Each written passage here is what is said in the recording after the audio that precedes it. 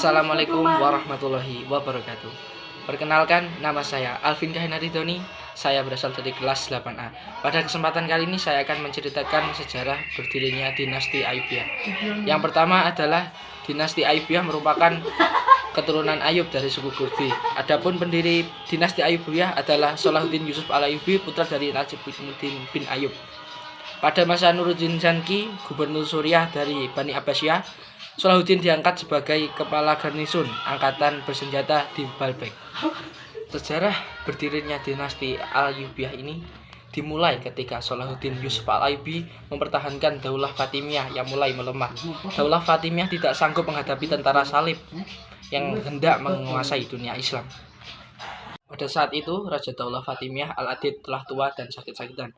Dia merasa tidak mampu untuk melawan tentara salib, hingga dia meminta bantuan kepada Nuruddin Zanki. Dan pada saat itu Nuruddin Zanki mengutus keponakannya Salahuddin Yusuf al-Ayyubi untuk membantu dengan pasukan bersenjata untuk membantu Mesir.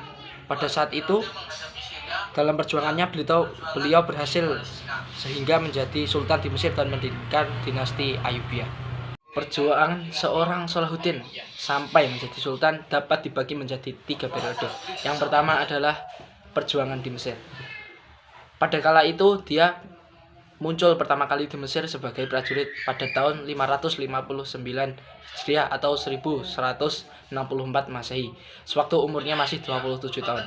Ketika itu Nuruddin Zanki pamannya mengirimkan pasukan angkatan bersenjata yang terdiri dari suku Kurdi dan Turkoman di bawah pimpinan Sirkuh, dibantu oleh staf komando, dan Salahuddin salah satunya.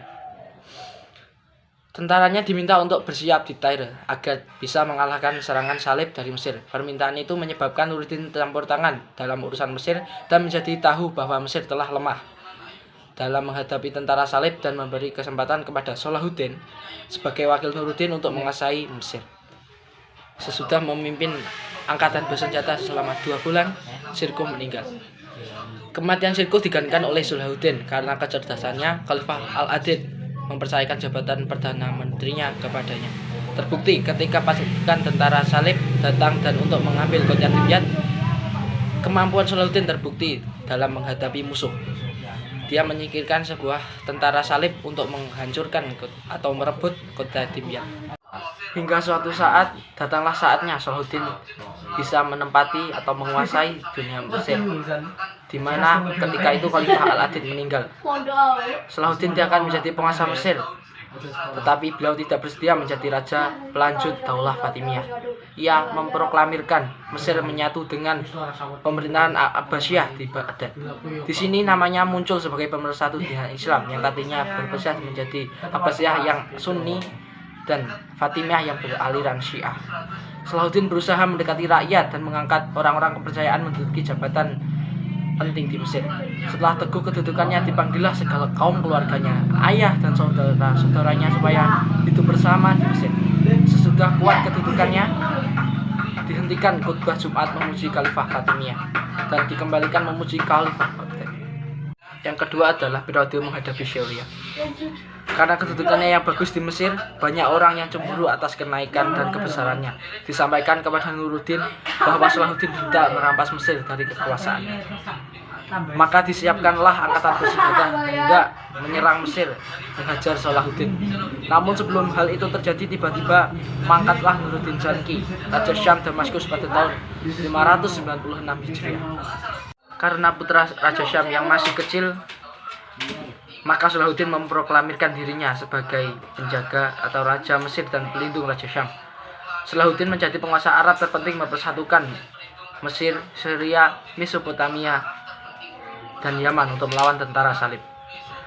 Orang Kurdi dan Turkoman dengan terang-terangan dinyatakan kekuasaannya yang penuh atas Mesir dan Syam sesudah Salahuddin memadamkan segala kekacauan yang terjadi di Syria.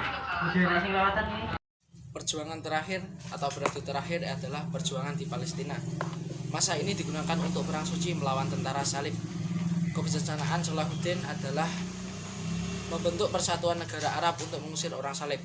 Dalam perang ini, Salahuddin selalu mengalahkan tentara salib. Sampai puncaknya ia mengalahkan tentara salib di Hittin dekat Tiberias pada tahun 1187 Masehi. Salahuddin selanjutnya merebut benteng pertahanan Palestina, Acre atau Oka, Nablus, Caesarea, Java, Ascalon, dan Beirut. Pada tahun yang sama, Yerusalem, negeri Tripolis, Antiok, dan sejumlah kota lainnya menyerah.